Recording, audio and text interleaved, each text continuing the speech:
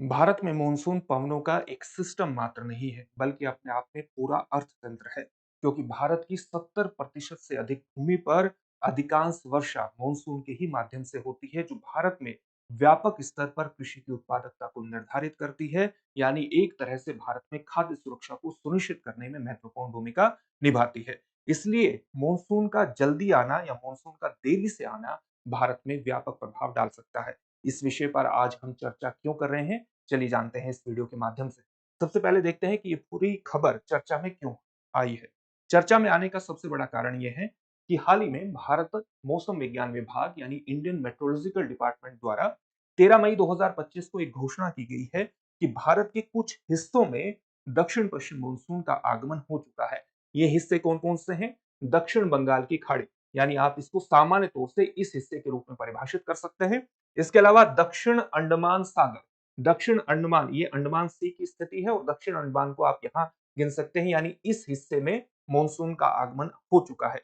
इसके अलावा निकोबार द्वीप समूह की उपस्थिति ये है, यहाँ पर भी मानसून का आगमन हो चुका है। और उत्तर अंडमान सागर, यानी सामान्यतः इस क्षेत्र में भी, थोड़ा इस क्षेत्र में भी मानसून का आगमन हो चुका है।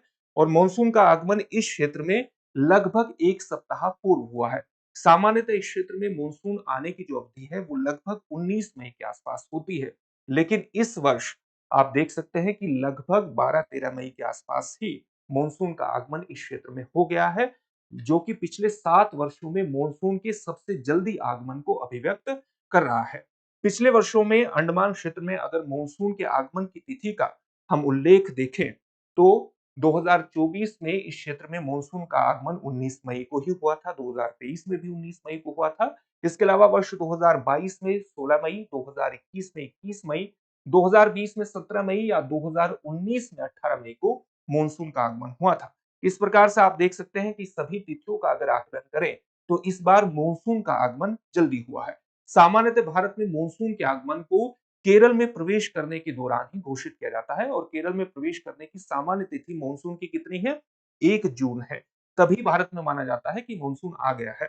लेकिन उससे पहले ही भारत के अंडमान और निकोबार द्वीप समूह में मानसून का आगमन हो जाता है।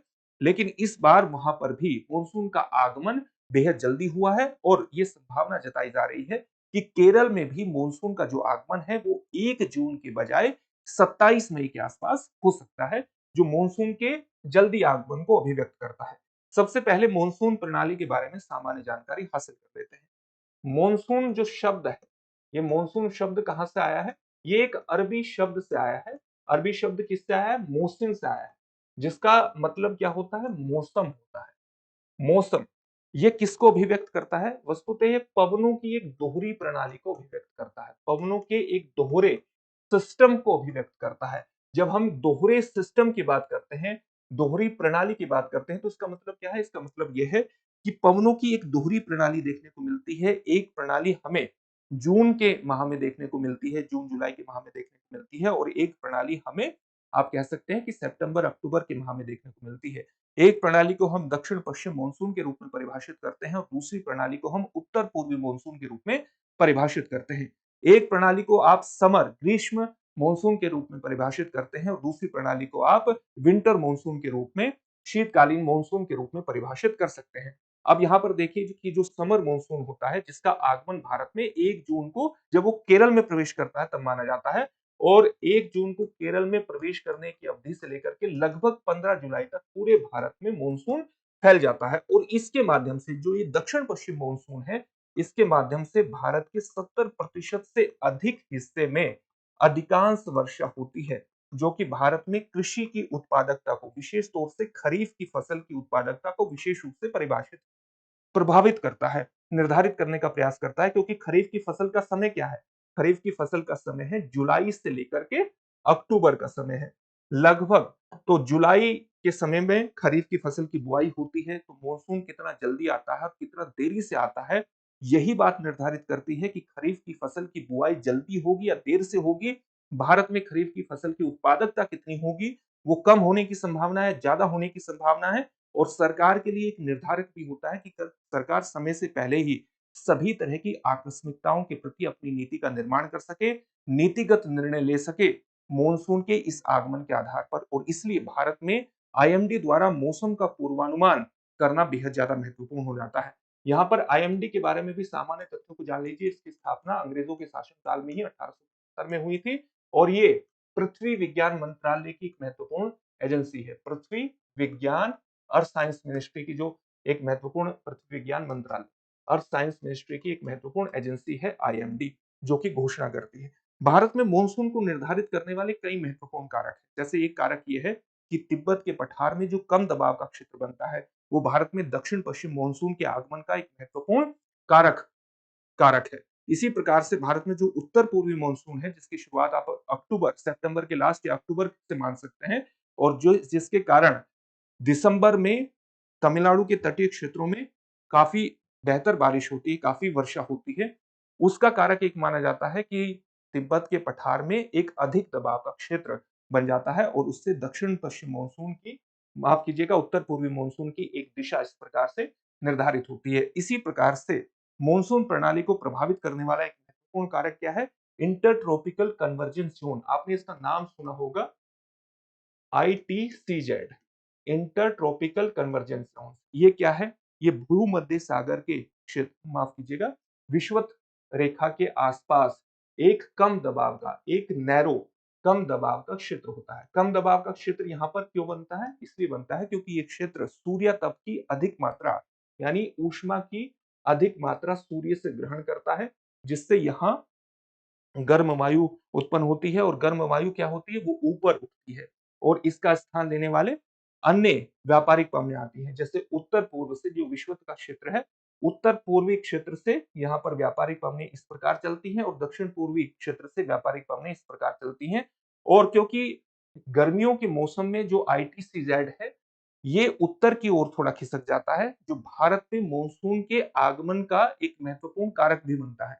इसी प्रकार से गर्मियों के, वो सर्दियों के मौसम में ये दक्षिण की ओर खिसक जाता है। आप देख सकते हैं कि विंटर के सीजन में दक्षिण की ओर खिसक गया और यहाँ पर ये इस प्रकार से पवनों का आगमन होता है और दक्षिण से इस प्रकार से होता है क्योंकि एक कम दबाव का क्षेत्र है, इसकी ओर पवनें चलती हैं, पवनों का एक सम्मेलन होता है। तो इसका भी एक महत्वपूर्ण कारक के रूप में कार्य करता है ये मानसून को निर्धारित करने के अंतर्गत। तो कई इस तरह के कारक भारत में मानसून को प्रभावित करते हैं और भारत में मानसून बड़े स्तर पर चीजों को निर्धारित करता है, एक अर्थतंत्र की भूमिका का निर्माण करता है, क्योंकि 70% से अधिक वर्षा, 70% से अधिक क्षेत्र में भारत की वर्षा, अधिकांश वर्षा मानसून के ही कारण होती है, जो कि खरीफ की फसल की उत्पादकता को निर्धारित करता है।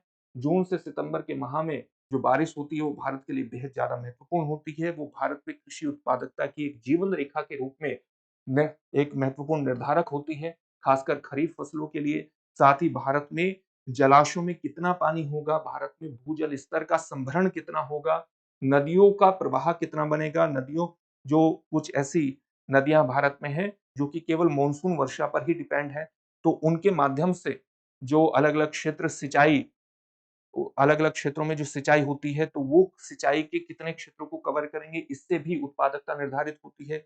इसके अलावा उद्योगों को जो पानी की जरूरत होती है, वो भी मानसून वर्षा से उसकी भी पूर्ति होती है। इसके अलावा भारत में बहुत सी नदियों पर जल विद्युत परियोजनाओं का निर्माण किया गया है, जिससे बड़े स्तर पर बिजली का उत्पादन होता है, जो कि भारत में ऊर्जा सुरक्षा को भी निर्धारित करने में महत्वपूर्ण भूमिका निभाता है। कुल मिलाकर के चाहे ग्रामीण अर्थव्यवस्था हो, चाहे रोजगार की स्थिति हो, चाहे भारत में खाद्य सुरक्षा सुनिश्चित करना हो, इसमें मानसून की एक विशिष्ट भूमिका का निर्धारण हो जाता है। कौन से वे कारक हैं जो भारत में जल्दी मानसून को ला रहे हैं, यानी भारत में जो जल्दी आगमन हो रहा है मानसून का, उसके कौन से कारक माने जा रहे हैं? तो आईएमडी के जो प्रमुख है मृत्युंजय महापात्रा, उनके अनुसार कई कारकों ने इसमें महत्वपूर्ण भूमिका निभाई है और एक कारक है, उत्तर भारत में सामान्य से अधिक न्यूनतम तापमान देखने को मिला है। तो भारत में अगर सामान्य से अधिक न्यूनतम तापमान, विशेष तौर से उत्तर भारत में सामान्य से अधिक न्यूनतम तापमान देखने को मिला है, तो उसने भी एक पृष्ठभूमि का निर्माण, ऐसा माना जा रहा है, उसने एक पृष्ठभूमि का निर्माण किया है जल्दी आगमन के। किसके आगमन के? दक्षिण पूर्व मानसून के।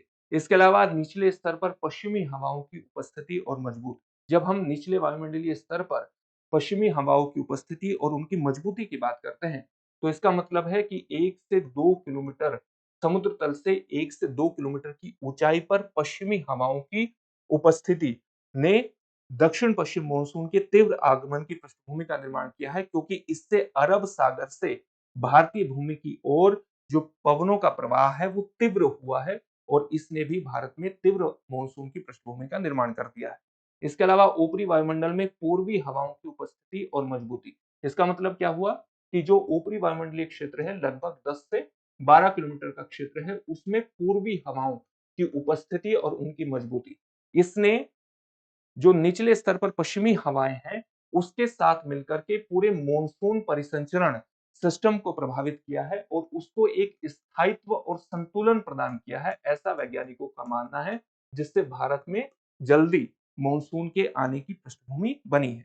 इसके अलावा दक्षिण प्रायद्वीपीय भारत में मार्च के बाद और मई में 40 दिनों तक पूर्व मॉनसून वर्षा देखने में आई है, एक प्रकार से पूर्व मौसमी वर्षा देखने में आई है, जिससे एक प्रकार से मानसून के आने की पृष्ठभूमि बनी है। यानी आप कह सकते हैं कि जिस प्रकार से मानसून के आने से पहले बरसात होती है और उससे एक वातावरण बन जाता है, एक आर्द्र वातावरण बन जाता है और उससे अनुमान लगाया जा सकता है कि अब मानसून जो मेन मानसून है उसकी बरसात आने वाली है। तो दक्षिण प्रायद्वीपीय क्षेत्र में लगातार 40 दिनों तक इस प्रकार की स्थिति देखने को मिली है, तो उससे भी पृष्ठभूमि का निर्माण हुआ है। उत्तर पश्चिमी प्रशांत महासागर पर उच्च दबाव की स्थिति, ये यहाँ पर विषुवतीय प्रशांत महासागर की स्थिति हम देख रहे हैं और इससे ऊपर उत्तर पश्चिमी प्रशांत महासागर में एक उच्च दबाव का क्षेत्र बना है, जिसने इस प्रकार से हवाओं की गमन को बढ़ावा दिया है और इससे भी मानसून भारत की ओर अग्रसर हुआ है, ऐसा वैज्ञानिकों का मानना है। ये यहाँ पर जो स्थिति है वो एल नीनो और ला नीना की दिखाई गई है और आप ये भी जानते हैं कि ला नीना भारत में सकारात्मक रूप से मानसून को प्रभावित करता है, लेकिन यहाँ पर ला नीना की स्थिति की बात नहीं हो रही है। ला नीना को आप जानते होंगे, ये पश्चिमी विषुवतीय प्रशांत महासागर में एक निम्न दबाव का क्षेत्र है जो हवाओं को इस प्रकार से प्रभावित करता है और भारत में मानसून को सकारात्मक रूप से प्रभावित करता है। लेकिन यहाँ पर उत्तर पश्चिमी प्रशांत महासागर में उच्च दबाव की स्थिति है, जिसने इस प्रकार से हवाओं के पैटर्न को बल प्रदान किया और इसकी वजह से भी मानसून भारत की ओर अग्रसर हुआ है, ऐसा वैज्ञानिकों का मानना है। इन्हीं सभी स्थितियों ने एक सशक्त मानसून प्रणाली को भारत में बल प्रदान कर दिया है, वैज्ञानिकों का ऐसा मानना है। वैज्ञानिक ये कह रहे हैं कि वर्ष 2025 में मानसून सामान्य से अधिक रहने की संभावना है। इसका मतलब क्या है कि भारत में जो दीर्घावधिक औसत है बारिश का, उससे ज्यादा रहने की संभावना है। सामान्य से ज्यादा का मतलब है, इसको एक थोड़ा सा समझ लेते हैं। आपने एक शब्द सुना होगा, लॉन्ग पीरियड एवरेज, दीर्घावधिक औसत। ये एक ऐसा औसत है जो कि 30 से 50 सालों के भीतर किसी क्षेत्र में औसत बारिश कितनी हुई है उसका एक मापन किया जाता है। जैसे भारत में 1961 से लेकर के वर्ष 2010 तक जो औसत वार्षिक मानसून वर्षा हुई है वो कितनी हुई है, वो 880 मिलीमीटर हुई है। यहाँ पर जो दीर्घावधिक औसत लिखा हुआ है ये 1961 से 2010 के बीच का लिखा हुआ है और जो 1971 से लेकर के वर्ष 2020 का औसत रहा है भारत में मानसूनी वर्षा का, वो कितना रहा है, वो रहा है 868 मिलीमीटर, यानी लगभग 87 सेंटीमीटर रहा है। तो इस बार जो वर्षा रहने की संभावना है वो 105% रहने की संभावना है, यानी सामान्य से अधिक वर्षा होगी। अगर वर्षा इसके 87 सेंटीमीटर के 96% से लेकर के 104% के बराबर होती है तो इसको सामान्य वर्षा माना जाता है। लेकिन अगर 104% से ऊपर जा रही है तो इसको सामान्य से अधिक वर्षा माना जाता है, जो कि भारत में वर्ष 2025 में होने की संभावना है। आने वाले दिनों में मानसून की जो प्रगति है आने वाले 3 से 4 दिनों में वो भारत के अलग-अलग क्षेत्रों में हो जाएगी। कहाँ-कहाँ पर होगी? हालांकि दक्षिणी अरब सागर में होगी, मालदीव कोमोरिन क्षेत्र में होगी, दक्षिणी बंगाल की खाड़ी के बाकी हिस्सों में होगी, मध्य बंगाल की खाड़ी तक मानसून पहुंच जाएगा। अंडमान और निकोबार द्वीपों के शेष भाग में भी मानसून पहुंच जाएगा और केरल में मानसून का सामान्य आगमन 1 जून को होता है, लेकिन इस बार 27 मई तक इसके पहुंचने की संभावना है, यानी लगभग 4 से 5 दिन पहले पहुंच जाएगा। जैसा कि अभी आपको बताया था, भारत में कृषि और अर्थव्यवस्था पर व्यापक प्रभाव मानसून का होता है, तो इस बार भी होगा। जैसे जल्दी मानसून के आने और सामान्य से अधिक मानसून वर्षा होने से भारत में कृषि उत्पादकता की बढ़ने की संभावना है, जो भारत में कृषि एक प्रकार से कृषि के लिए सकारात्मक संकेत है और भारत में खाद्य सुरक्षा सुनिश्चित करने के अंतर्गत एक इसका सकारात्मक प्रभाव निश्चित रूप से हो सकता है। बुआई की शुरुआत जल्दी हो सकती है, उत्पादन में वृद्धि होगी, जिससे कृषि लागत भी घटने की संभावना है। और ग्रामीण क्रय शक्ति, जो खरीदने की शक्ति है, जो किसानों की खरीदने की शक्ति है, या ओवरऑल, क्योंकि कृषि बहुत बड़े स्तर पर ग्रामीण आजीविका को प्रभावित करती है, इसलिए ग्रामीण क्षेत्रों में जो क्रय शक्ति है, जो परचेजिंग पावर है, वो भी बढ़ने की उम्मीद है। इससे उपभोग में वृद्धि होगी, और अगर उपभोग में वृद्धि होगी तो व्यापक स्तर पर अर्थव्यवस्था के अलग-अलग क्षेत्रों में भी बढ़ोतरी होने की संभावना है। बिजली उत्पादन, उद्योग और जल संसाधन क्षेत्र पर भी इसका सकारात्मक प्रभाव होगा। हालांकि अगर बारिश बहुत ज्यादा होती है तो सरकार को कई तरह की आकस्मिकताओं के लिए भी एक प्रकार से प्रबंधन करना होगा। संभावित बाढ़ का भी प्रबंधन करना होगा। कई क्षेत्रों में बाढ़ भी आ सकती है। अत्यधिक वर्षा से कई क्षेत्र नुकसान की चपेट में भी आ सकते हैं, तो सरकार को कई तरह की आकस्मिकताओं का भी एक प्रकार से पहले से अनुमान लगा करके उसकी तैयारी को चाक चौबंद करना होगा।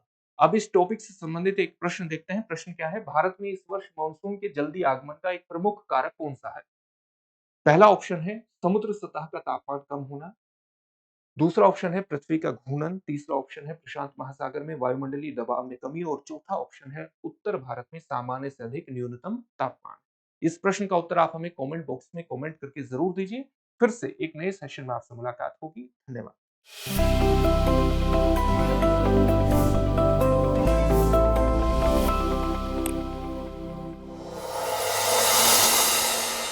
डियर व्यूअर्स, अपने एग्जाम की तैयारी को और बेहतर करने के लिए हमारे चैनल को लाइक, शेयर और सब्सक्राइब करना न भूलें।